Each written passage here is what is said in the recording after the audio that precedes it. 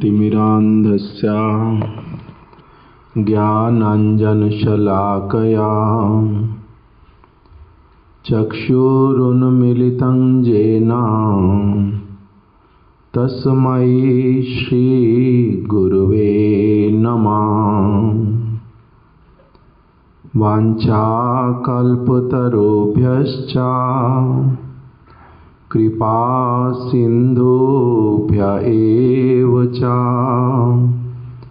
पतितानां पावनेभ्यो वैष्णवेभ्यो नमो नमः। जय श्री रूप श्री सनातन भट्ट रघुनाथ श्री जीव गोपाल भट्ट दास रघुनाथ। एछाई गोसाई करी चरणा वंदन जहाँ हईते विघ्न नाश अभीष्टा पुराण।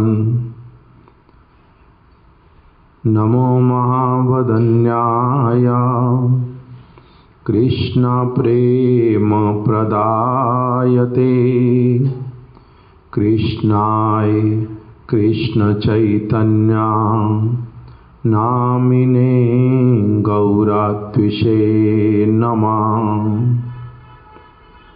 हे कृष्ण करुणा सिंधो दीनबंधो जगत्पते गोपेश गोपिकाकांत राधाकांत नमस्तुते।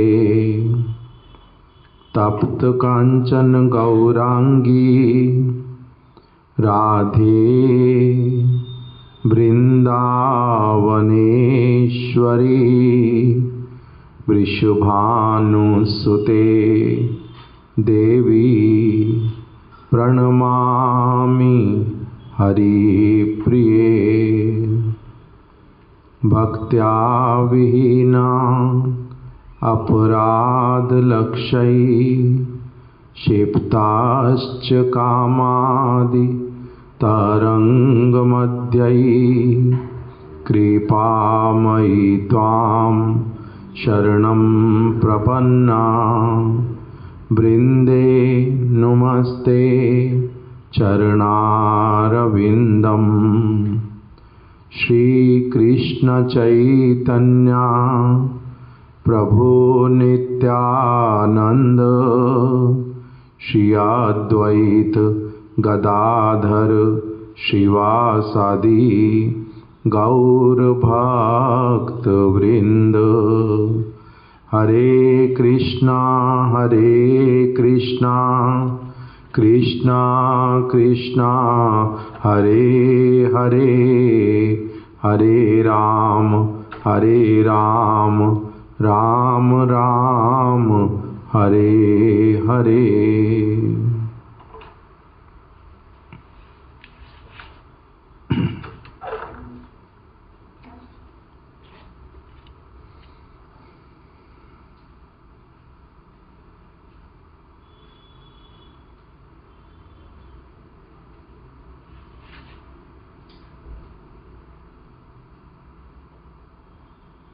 चेतो दर्पण मार्जनम भव महादावा अग्नि निर्वापणम श्रेया कैरव चंद्रिका वितरणम विद्यावधू जीवनम आनंदम्बुदिवर्धनम प्रतिपदम पूर्णामृतास्वादनम सर्वात्म स्नपनम परम विजयते श्री कृष्ण संकीर्तनम।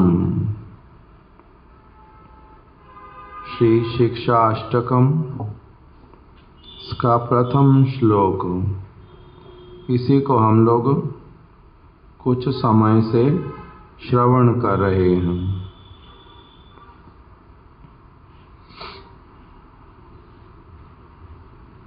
हमने पहले श्रवण किया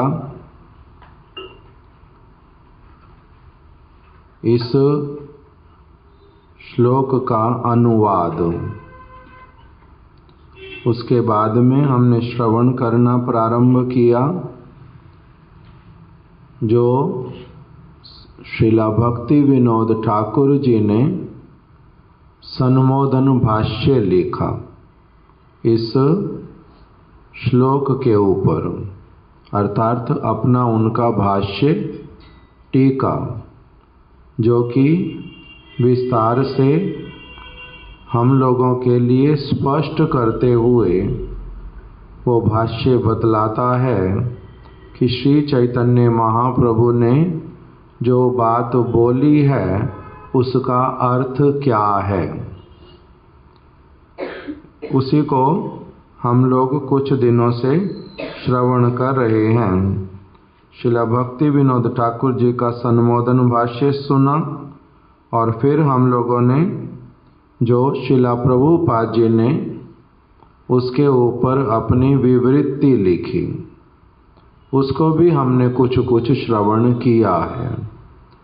दोनों को ही पूरा अभी श्रवण नहीं किया, ना तो श्रीला भक्ति विनोद ठाकुर जी की बात को और ना ही श्रीला प्रभुपाद जी की बात को।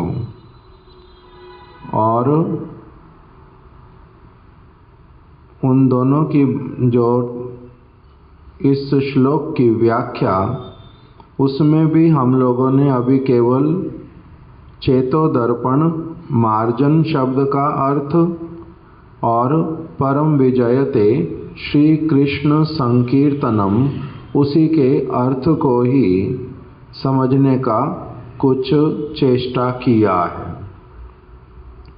श्रीला प्रभुपाद जी ने जो विवृत्ति लिखी उसी में सबसे पहले उन्होंने क्या वर्णन कर दिया कि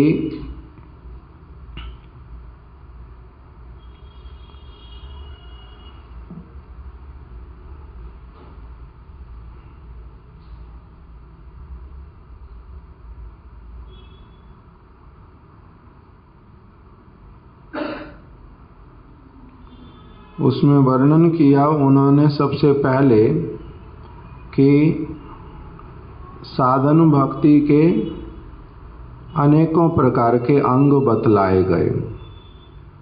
उसमें से श्रीमद् भागवत में हरि भक्ति विलास में अनेक अनेक प्रकार के भक्ति के अंग बतलाए गए, साधन भक्ति के।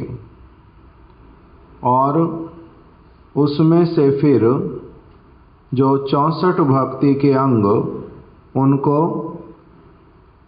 श्री चैतन्य महाप्रभु ने बतलाया। श्रीमद् भागवत में भी प्रहलाद महाराज जी ने शुद्ध भक्ति की बात को उठाया, नवदा भक्ति, श्रवणम कीर्तनम विष्णु स्मरणम इत्यादि। और श्री गौर सुंदर ने सब प्रकार के साधनों में से श्री नाम संकीर्तन को ही सबसे श्रेष्ठ अंग के रूप में स्वीकार किया। हम लोगों ने इसको अलग अलग प्यारों के माध्यम से पहले से भी सीखा हुआ है। चैतन्य चरितामृत की जो सनातन शिक्षा उसके माध्यम से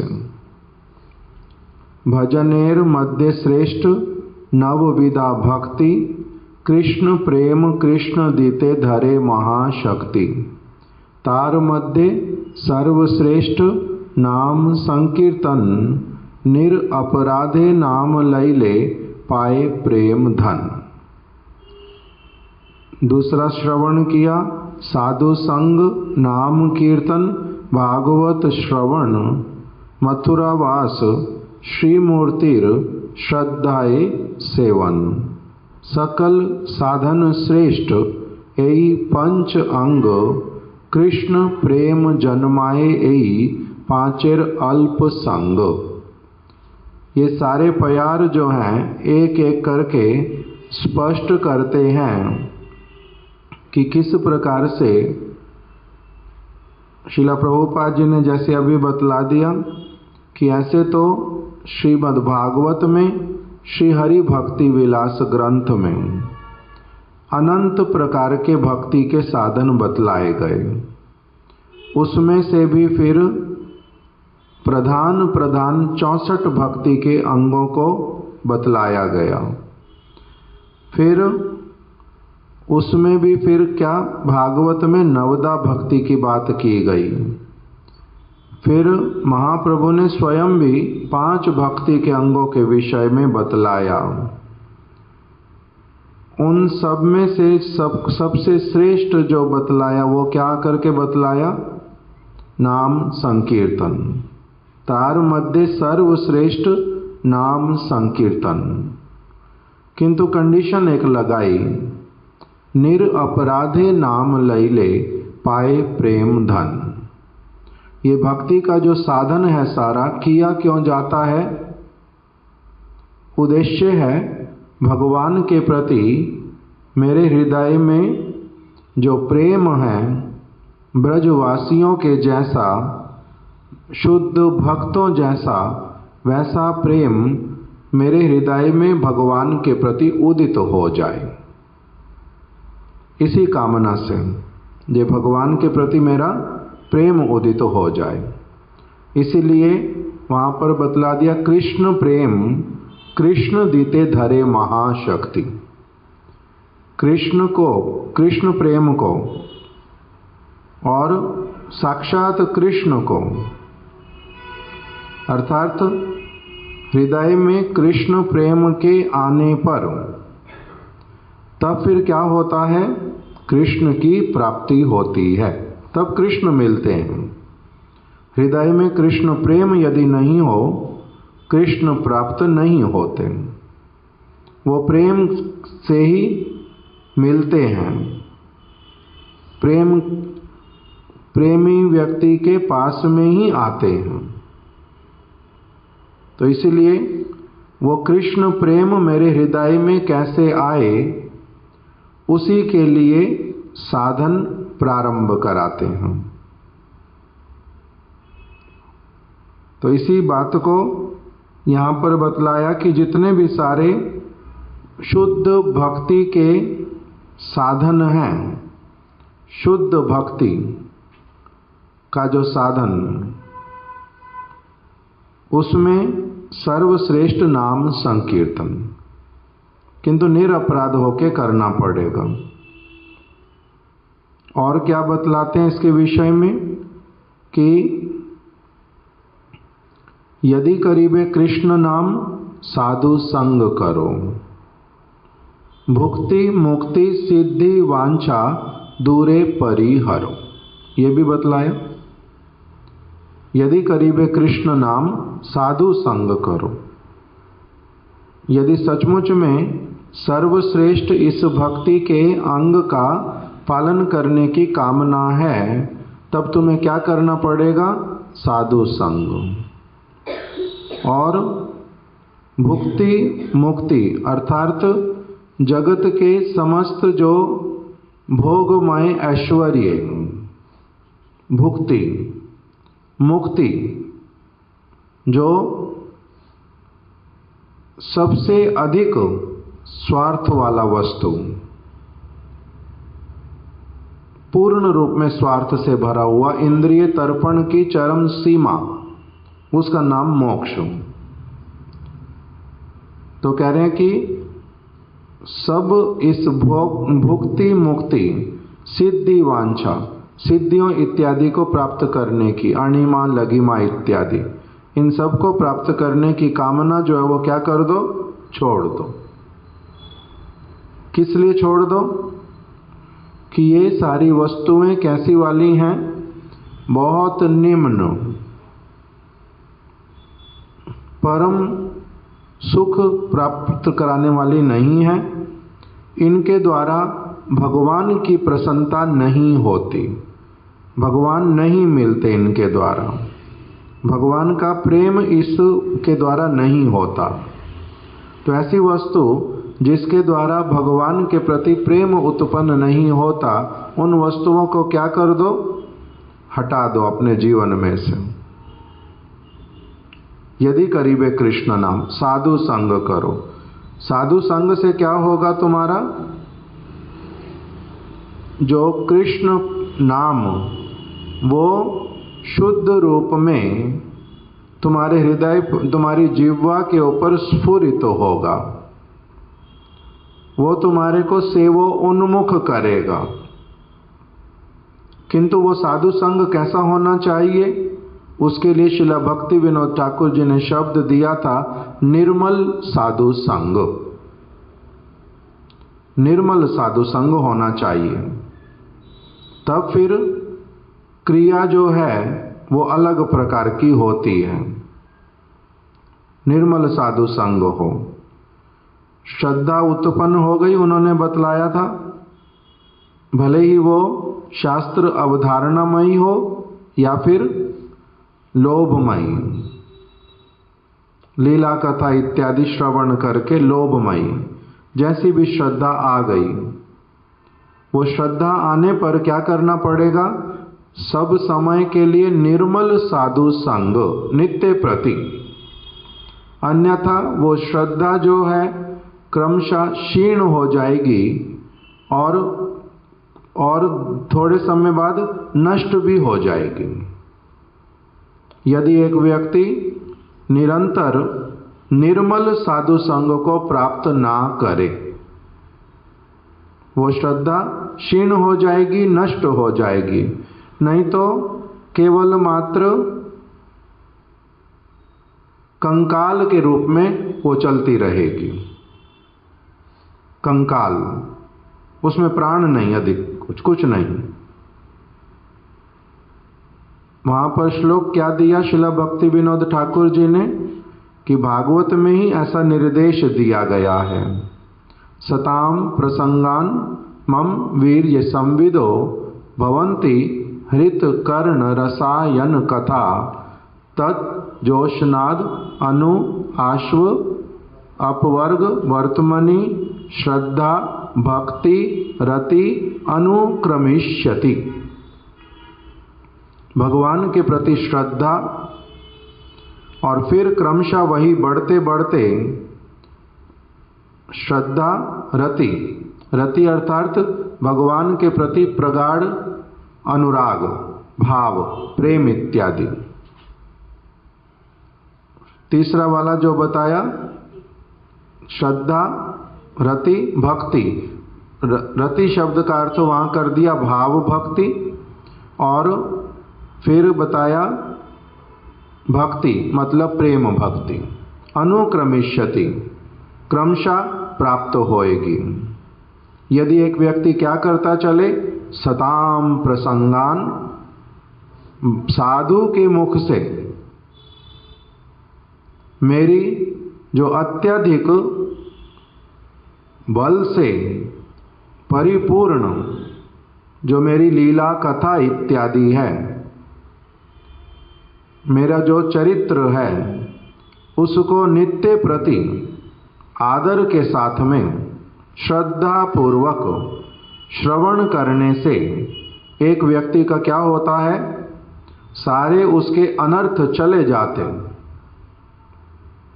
उसका परम मंगल होता। श्रद्धा, साधु संग, भजन क्रिया, अनर्थ निवृत्ति, निष्ठा, रुचि, आसक्ति, भाव, प्रेम, ये सब उसको क्या होता जाता है, प्राप्त होता जाता है। तो इसलिए वहां पर बतलाया था कि श्रद्धा होने पर नित्य प्रति क्या करना चाहिए, भगवद कथा का निर्मल साधु संग में सेवन करना चाहिए। उसी के द्वारा अग्रसर होना होगा। तो जो मुख्य प्यार बता दिया कि यदि करीबे कृष्ण नाम साधु संग करो, इसी बात को ही श्रील भक्ति विनोद ठाकुर जी ने अत्यधिक पुष्ट किया, क्योंकि अभी हम लोगों का उसी को ही फिर आगे शिला प्रभुपाद जी ने जो बात बतलाई उसी में आकर के क्या बतलाया था कि जो श्री कृष्ण संकीर्तन है वो कैसे वाला होना चाहिए? आंशिक नहीं। उसको किस प्रकार से करने के लिए कहा गया? पूर्ण रूप में। उसका अर्थ हम लोगों ने सरल शब्दों में श्रवण किया कि हमारे परम गुरुदेव के द्वारा लिखी गई मंगल आरती श्रील नरोत्तम दास ठाकुर जी के द्वारा जो हरिहराय नाम कृष्ण यादवाय नमः, यादवाय माधवाय केशवाय नमः, ये कीर्तन किसके अंतर्गत आ रहे हैं? नाम संकीर्तन के अंतर्गत। फिर हम लोगों ने और एक जो सुबह जो तुलसी परिक्रमा करते हुए हम लोग कीर्तन गाते हैं, जय राधे जय कृष्ण जय वृंदावन श्री गोविंद गोपीनाथ मदन मोहन, श्री चैतन्य न श्याम कुंड राधा कुंड गिरी गोवर्धन कालिंदी यमुना जय जय महावन, केशी घाट वंशीवट द्वादश कानन, जहाँ सब लीला कैला श्री नंद नंदन, श्री नंद यशोदा जय जय गोप गण, श्रीदाम आदि जय जय धेनु वत्स गण, जय वृष भानु जयो कीर्तिदास सुंदरी, जय पौर्णमासी जय आभिर नागरी, जय जय गोपेश्वर वृंदावन माज, जय जय कृष्ण सखा बटु द्विज राज, जय राम घाट जय रोहिणी नंदन, जय जय वृंदावन वासी जत जन, जय जय सब बोल रहे किंतु एकदम कान में आता नहीं। जय द्विज पत्नी जय नाग कन्यागण, भक्ति ते जारा पाइला गोविंद चरण, श्री रास मंडल जय जय राधा श्याम, जय जय रास लीला सर्व मनोरम, जय जय उज्ज्वल रस सर्व रस सार, पार किया भावे जहाँ ब्रजे ते प्रचार, श्री जानवा पाद पद्म करिया स्मरण, नाम संकीर्तन दीन कृष्ण दास करे नाम संकीर्तन। अब यहाँ पर आकर के इसको भी क्या कहा? नाम संकीर्तन। अभी 3 कीर्तन में ये वाला प्रमाण मिलता है और भी बहुत स्थानों पर होंगे इसी प्रकार का व्याख्या वर्णन, किंतु हम लोगों को 3 ये वाले अभी कम से कम जो है एक स्मृति में स्पष्ट समझ आते हैं। ये परम गुरुदेव ने बोला मंगल आरती के अंत में अभागा केशव करे नाम संकीर्तन। दूसरा जो हरिहराय नाम कृष्ण यादवाय नमः, इसमें भी नरोत्तम दास कहे नाम संकीर्तन। फिर अभी जो कीर्तन श्रवण किया जो तुलसी परिक्रमा मंदिर परिक्रमा करते समय करते हैं, इसमें भी दीन कृष्ण दास कहे नाम संकीर्तन। और ये तीनों ही कीर्तन कैसे वाले हैं हमारे लिए? ये हम नित्य प्रति ही हमारे गुरुदेव ने हमारे लिए विधान कर दिया जो ये तीनों कीर्तन करने हैं। और इसी में क्या बोल रहे हैं, ये क्या है? नाम संकीर्तन। तो इसी को शिला प्रभुपाद जी ने जो नाम दिया वो क्या दिया? सर्वतो भावेन कीर्तन। सर्वतो भावेन कीर्तन अर्थात संकीर्तन। और वही क्या है? कंप्लीट कीर्तन है। कंप्लीट कीर्तन, उसमें 3 चीजें बतलाई कि वो कैसा होना चाहिए। इसका और शब्दों में इंग्लिश में लिख दिया, और इन अदर वर्ड्स, कीर्तन that is performed in full knowledge of संबंध ज्ञान and free from all obstructions, अनर्थस and offenses, अपराधस। क्या बता दिया कि ये जो नाम संकीर्तन है, जो संकीर्तन है वो किस प्रकार से करना चाहिए अथवा होता है। अपने शुद्ध रूप में जब एक व्यक्ति इसको संबंध ज्ञान के साथ में करता है और अनर्थ रहित होकर के, और क्या बता दिया, अपराध रहित होकर के। अभी हमारे तो अनर्थ हैं बहुत प्रकार के, हमारे तो अभी अनर्थ हैं बहुत प्रकार के, तो हमारा जो शुद्ध नाम संकीर्तन वो कैसे होएगा। अभी हम लोग उसकी केवल क्या करते हैं, कामना करते हैं। उस ओर आगे बढ़ने के लिए वैसा वाला हमारा होए, उसके लिए एक कामना करते हैं, चेष्टा करते हैं। अनर्थ कौन कौन से बतलाए, जो अभी हमारे तो हैं, और वो रहने पर जो शुद्ध नाम संकीर्तन है वो उस प्रकार से नहीं हो रहा है। अनर्थ में कौन कौन से बता दिए, स्वरूप भ्रम, असत तृष्णा, हृदय दौर्बल्य और अपराध। तो ये अपराध के अंतर्गत ही अपराध अपने आप आ गया, अनर्थ के अंतर्गत अपने आप अपराध भी आ गया। हमारा स्वरूप भ्रम है, इसी कारण से क्या हो रहा है, शुद्ध नाम संकीर्तन नहीं होगा। किंतु फिर बतलाया कि नाम संकीर्तन के माध्यम से तो क्या होगा, मेरा शुद्ध स्वरूप का उदय होगा, ये भी तो बताया। तो अभी मुख्य बात इसमें क्या समझने वाली आ रही है फिर, कि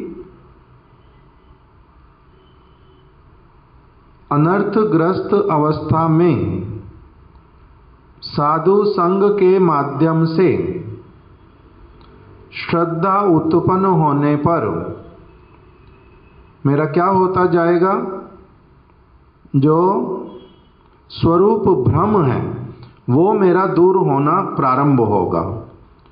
स्वरूप का उदय होना एक बात और स्वरूप का भ्रम दूर होना एक बात, ये दोनों एक नहीं है, अलग अलग बातें हैं दो। एक बात तो क्या है कि मेरा स्वरूप का भ्रम दूर हो गया, मैंने भली प्रकार से ये अभी जान लिया कि मैं शरीर नहीं हूँ, मैं कौन हूँ, आत्मा हूँ। मैं नाशवान नहीं हूँ, मैं सब समय रहने वाला प्राणी हूँ। मैं मरता नहीं हूँ, मैं अमृतमय जो प्रभु उन्हीं की संतान हूँ।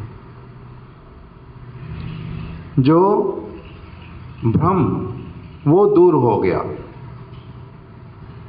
भ्रम मेरा दूर हो गया। जैसे किसी ने जली हुई रस्सी को बहुत कम प्रकाश में देखा, पूरा अंधेरा नहीं है, 100% अंधेरा नहीं है, किंतु थोड़ा थोड़ा प्रकाश है।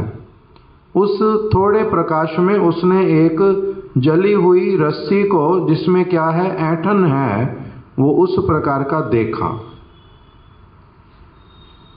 भयभीत हो गया, ये क्या है, सांप।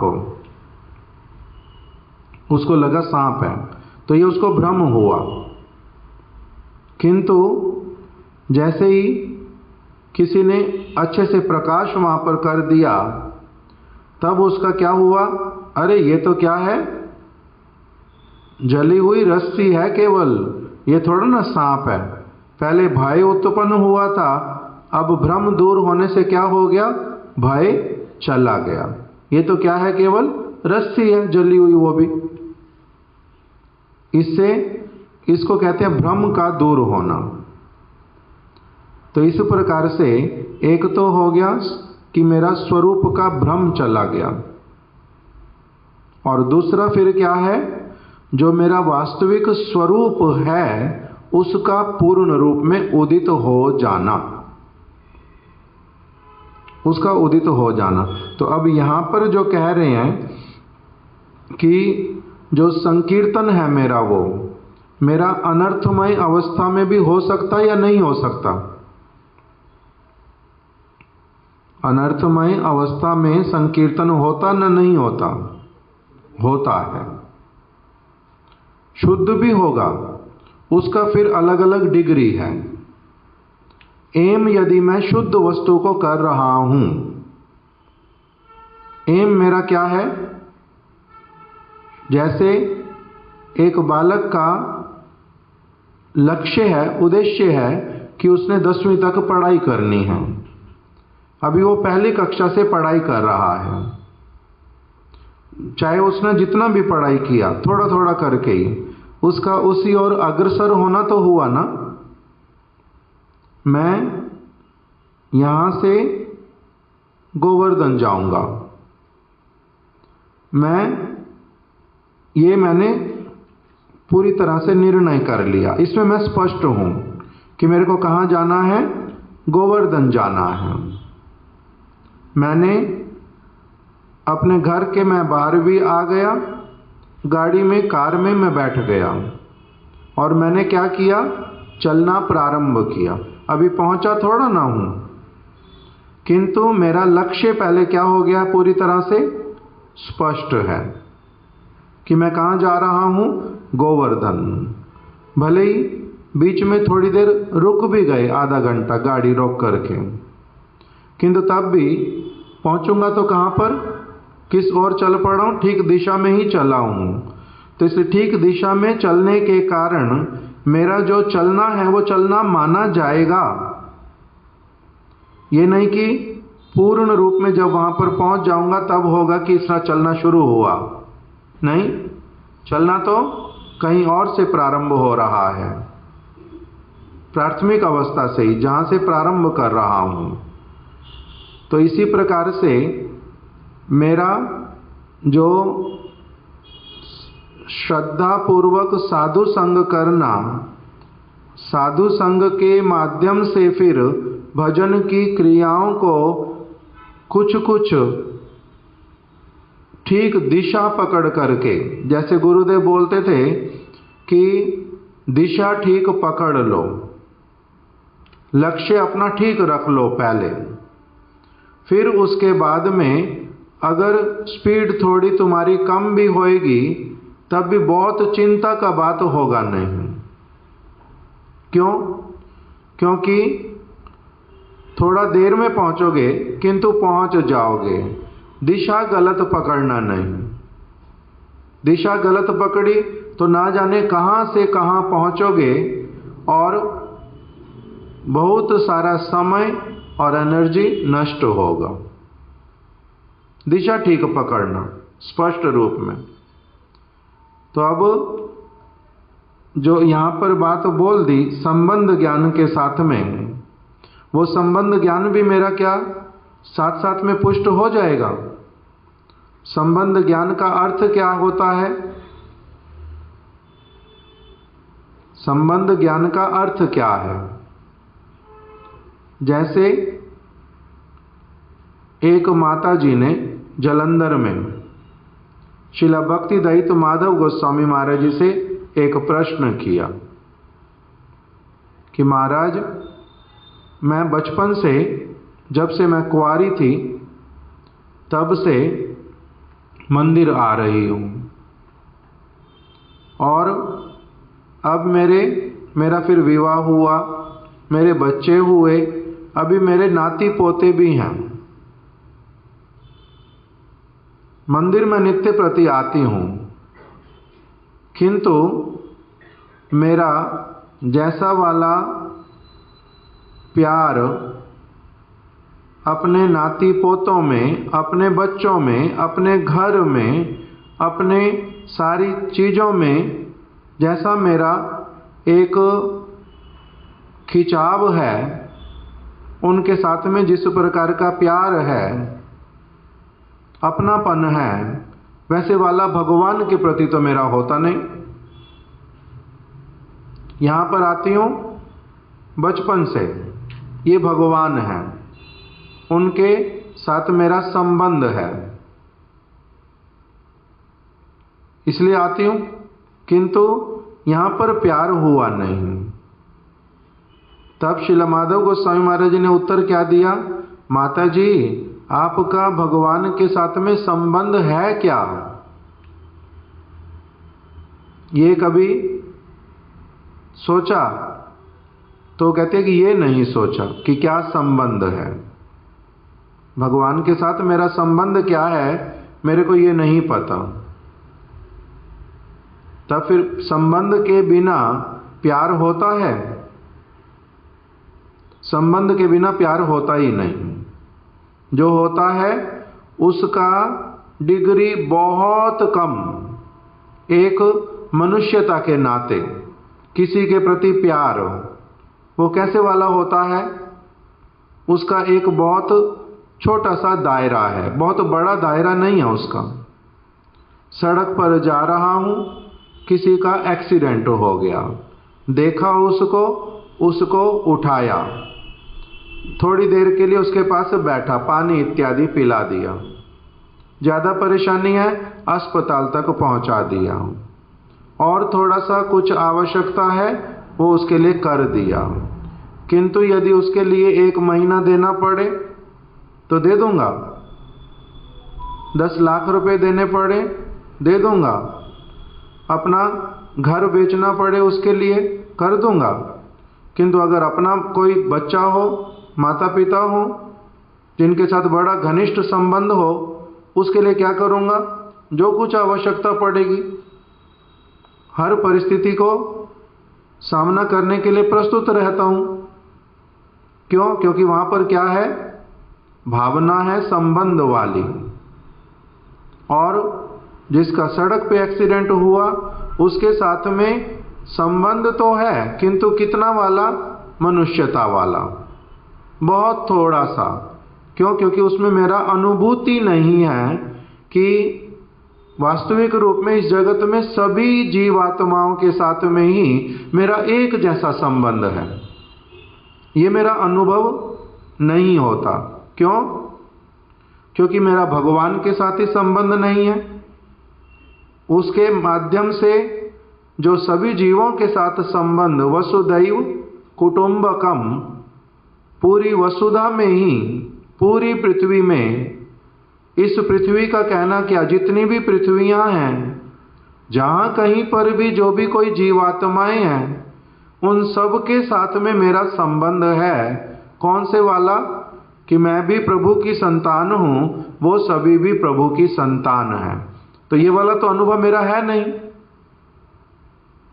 ये अनुभव तो मेरा नहीं होता। यद्यपि है ये संबंध, किंतु मेरा होता नहीं ये संबंध का भावना। तो इसीलिए मेरा दायरा जो है वो कैसा वाला है? बहुत छोटा वाला है, बहुत छोटा दायरा है। तो अभी उस छोटे से दायरे के अंदर ही मेरा क्या दिखलाई पड़ता है कि मेरा किसके साथ में संबंध है। किंतु ये जो संबंध, इसमें भी बदलाव आते रहते हैं। इसलिए बोलते हैं कि भगवान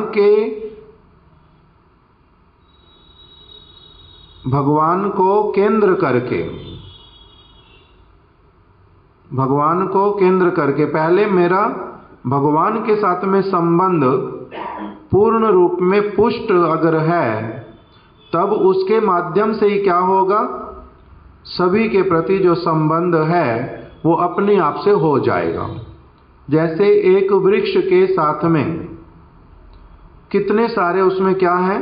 शाखाएं हैं, कितने सारी उपशाखाएं हैं, कितने सारे उसमें पत्ते हैं, कितने फूल हैं, फल हैं, और उनमें दूरी भी होती है बहुत बार। किंतु वो सभी किससे जुड़े हुए हैं? एक ही वृक्ष के साथ में सारे पत्तों का परस्पर में संबंध है, सारे फलों का संबंध है। एक वृक्ष में जो सारे हैं, फल कहीं पर भी क्यों ना लगे हुए हों, फूल कहीं पर भी क्यों ना लगे हुए हों, पत्ते कहीं पर भी क्यों ना लगे हुए हों, शाखाएं कोई किसी दिशा में जा रही, कोई किसी दिशा में जा रही, कोई बहुत बड़ी है, कोई बहुत छोटी है, कोई पत्ता बिल्कुल अभी नया आया, कोई पुराना हो गया, किंतु सबका ही क्या है, एक संबंध है। सारे एक वृक्ष के साथ में जुड़े हुए हैं। उसी प्रकार से हम सभी उसमें से अगर एक डाली को काट करके, शाखा को काट करके अलग कर दो, तब फिर क्या होगा? क्या वो वृक्ष के साथ अब उसका संबंध रहा, मेरे साथ में संबंध रहा वो और पत्तों के साथ में? वो नहीं रहता। किंतु यहाँ पर जो जीवात्माएं हैं, इनमें से किसी का भी भगवान के साथ में विघटन नहीं होता। सभी लोग सब समय के लिए क्या होते हैं, जुड़े ही रहते हैं। मेरा भगवान के साथ में संबंध क्या है? इन जनरल जो सबका है, वो पहले श्री चैतन्य महाप्रभु ने बड़ा स्पष्ट किया। क्या कह करके? जीवेर स्वरूप है कृष्णेर नित्य दास। सभी की सभी जीवात्माएं किसी भी आकार में क्यों नहीं है, किसी भी प्रकार के शरीर में क्यों नहीं है, उसकी चेतना कैसी भी क्यों ना हो, मुकुलित चेतन है, विकसित चेतन है, पूर्ण विकसित है, अथवा संकुचित चेतन है, आच्छादित चेतन है, जिस भी प्रकार की चेतना वाला प्राणी क्यों ना हो, सबका ही किसके साथ संबंध है? भगवान के साथ में। तो अब एक तो हो गया जनरल कि हम सभी के सभी जीवात्माएं, जिसकी जैसी भी चेतना क्यों नहीं है, कहीं पर भी क्यों नहीं है, किसी भी आकार का क्यों नहीं है, सभी के सभी क्या हैं? भगवान कृष्ण के नित्य दास हैं। कोई माने कोई ना माने, क्यों माने क्यों ना माने, सकल ही तार दास। भले मैं इसको अनुभव भी करता हूं, नहीं अनुभव करता, स्वीकार करता हूं, स्वीकार भी नहीं करता, समझ पाता हूं, समझ भी नहीं पाता, यदि तब भी मैं हूं कौन इन रियलिटी? भगवान कृष्ण का नित्य दास हूं इन जनरल। ये मेरी क्या है? भगवान के साथ में मेरा ये संबंध है, ये मेरी आइडेंटिटी है, ये मेरी रियल आइडेंटिटी है। भारतीय होना और किसी देश का होना, पुरुष शरीर होना, स्त्री शरीर होना, बुद्धिमान अथवा मूर्ख, ये सारी जो आइडेंटिटीज, ये टेम्परेरी, ये केवल आवरण है, ये आवरण है। किंतु मैं नित्य भगवान कृष्ण का दास हूं, ये मेरी क्या है? सभी जीवात्माओं की रियल आइडेंटिटी, परमानेंट आइडेंटिटी। फिर उसके बाद में उसके बीच में क्या है? विस्तार है। अभी मेरा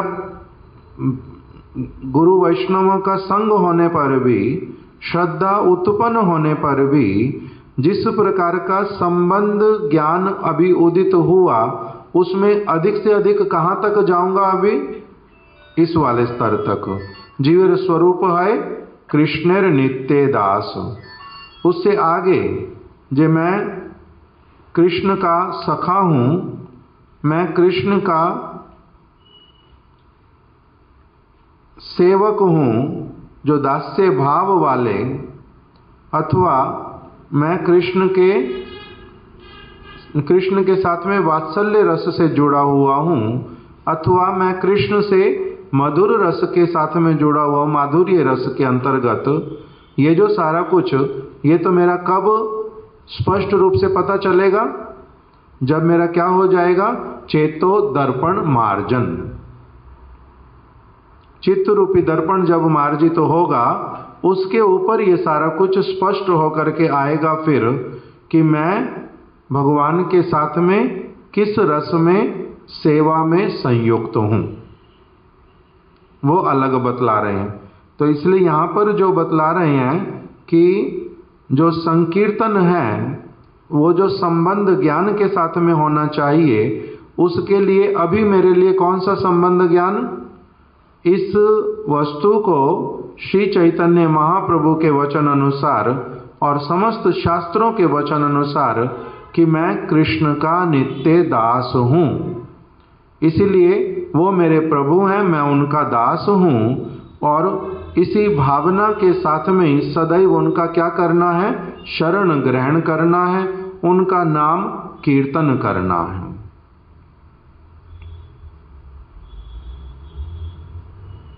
यदि ऐसे वाला करते हैं तब इस कीर्तन को कह रहे हैं ये संबंध ज्ञान के साथ में है। उसमें दो और चीजें जो बतलाई, एक बता दिया अनर्थ, दूसरा बताया अपराध। हम लोग अपराध के विषय में ठीक से पहले से जानते हैं, बहुत बार सुनते भी हैं। तो कह रहे हैं कि भाई क्या करना चाहिए? प्रयास सब समय अपराध शून्य है लव कृष्ण नाम।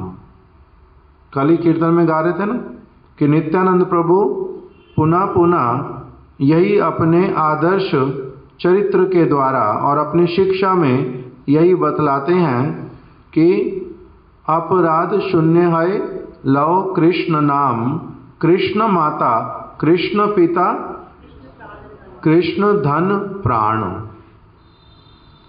तुम्हारे को जो वास्तविक जो तुम्हारा संपत्ति वही मैं तुम्हारे को बतला रहा हूं। कृष्ण ही तुम्हारे क्या है? वास्तविक धन है जीवात्मा के। कृष्ण ही धन है, कृष्ण ही प्राण है वास्तविक रूप में, कृष्ण ही माता है, कृष्ण ही पिता है। कृष्ण माता, कृष्ण पिता, कृष्ण प्राण धन। अपराध शून्य है लव कृष्ण नाम। अपराध रहित तो होकर के कृष्ण के नामों का कीर्तन करो। इसलिए पुनः पुनः उस जो श्रील भक्ति विनोद ठाकुर जी ने इस वस्तु को बड़े स्पष्ट रूप में बतलाना प्रारंभ किया था नाम अपराध के विषय में। शास्त्रों में ही लिखा हुआ, महाप्रभु भी कह कर के गए कि नाम निरपराधे नाम लैले पाए प्रेम धन। किंतु बहुत सारे लोग बोलते थे भगवान का नाम करना है तो भगवान का नाम करते हैं, उसमें भी फिर ये और चीजें कि अपराध का विचार, ये वाला विचार, वो वाला विचार, ये क्या होता है? तब श्रील भक्ति विनोद ठाकुर जी ने इसको शास्त्रों से लेकर के बड़े स्पष्ट रूप में बतलाना प्रारंभ किया कि इसका भली प्रकार से ध्यान रखने पर तब क्या होगा? निरपराध नाम होगा। नहीं तो जो नाम का फल वो प्राप्त नहीं होता, नाम का फल प्राप्त नहीं होता। जो पद्धति है उसके अनुसार करना पड़ेगा तो तभी तो फल मिलेगा। जो पद्धति नहीं है उसको करने से फल कैसे मिलेगा? जैसे वृक्ष के ऊपर फल कैसे लगेगा? पद्धति है तो एक समय में बीज लगाओ, भूमि जो होनी चाहिए वो ठीक होनी चाहिए, उपजाऊ होनी चाहिए, बंजर नहीं हो, रेगिस्तान ना हो, भूमि ठीक होनी चाहिए। पहले उसको ठीक करो, जल इत्यादि दो, हल चलाओ। उसके बाद में जब ठीक समय उपस्थित हो उस बीज के लगाने का, क्योंकि सब बीज सब ऋतुओं में भी नहीं लगते, ठीक समय पर उसको लगाओ। इसीलिए बोलता है जे गुरु और शिष्य का संबंध ये जो क्या प्रतीक्षा करता है किस वस्तु की, कि शिष्य उस वस्तु के लिए प्रस्तुत हुआ या नहीं हुआ। पहले से गुरु पहले क्या करते हैं? उसको उसके लिए प्रस्तुत करते हैं, तब फिर उचित समय पर उसमें क्या करेंगे?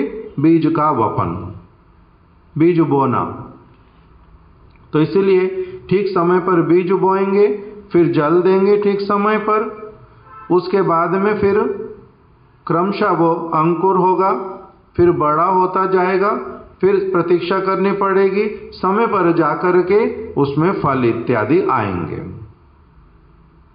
जैसे वो प्रक्रिया है एक बीज से फल तक को प्राप्त करने की, उसी प्रकार से जो शुद्ध नाम का जो फल वो मेरे को प्राप्त हो, उसके लिए जो प्रक्रिया वो कैसे वाली करनी पड़ेगी, प्रारंभ से, कहीं ना कहीं से उसका प्रारंभ है, तो उस प्रक्रिया का नाम ही है शुद्ध नाम संकीर्तन। जे अपराध के विषय में ठीक से जान करके उससे अपने आप को जितना अधिक से अधिक हो सकता सब समय बचा करके उससे रहित हो करके मैं क्या करूंगा, भगवान का नाम कीर्तन करूंगा।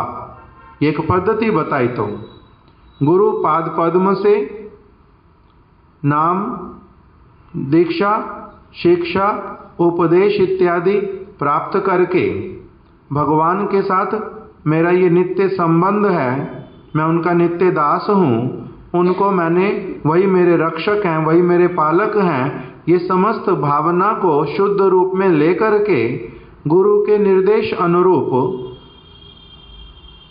निरपराध होकर के जब मैं नाम करूँगा, तब उसका क्या हो गया, मेरा जो शुद्ध नाम का जो वास्तविक फल प्राप्त करना, उसका प्रक्रिया मैंने प्रारंभ कर दिया,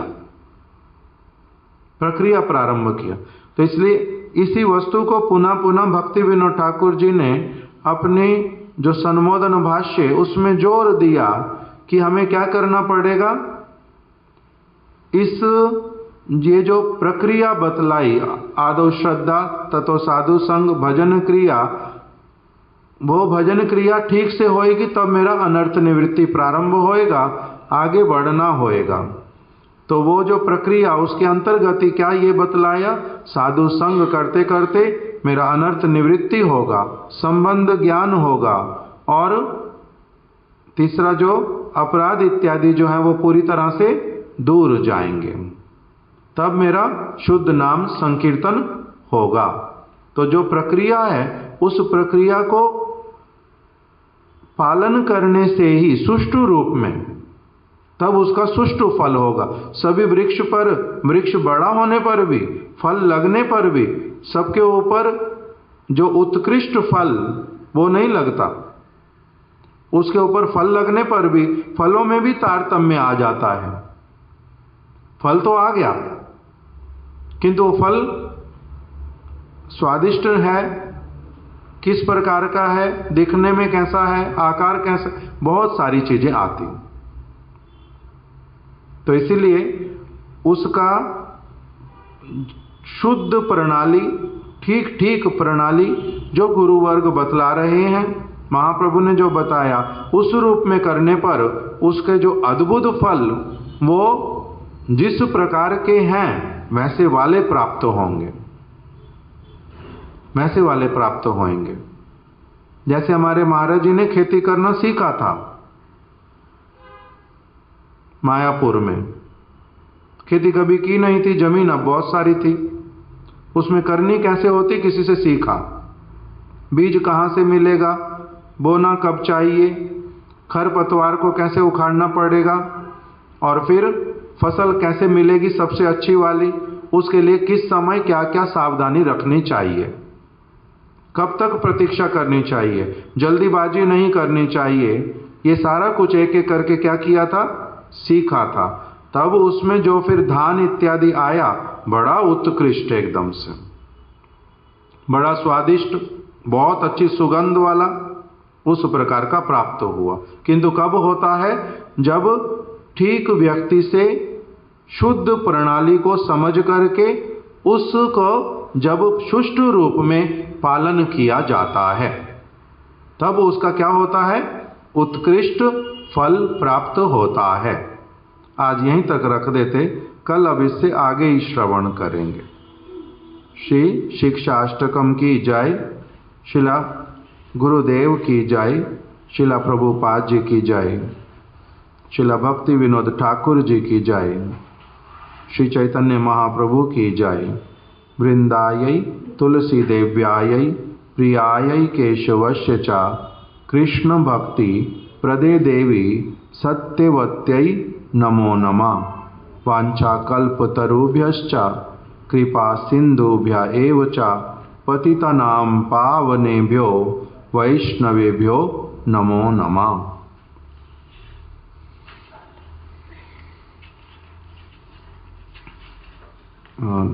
भरत प्रभु क्या प्रसाद देना है आपके पास? मेरे वहाँ से ले आओ बाबा, वहाँ से वो ढोडे वाले डिब्बे उठा लो मेरी ट्रॉली में से।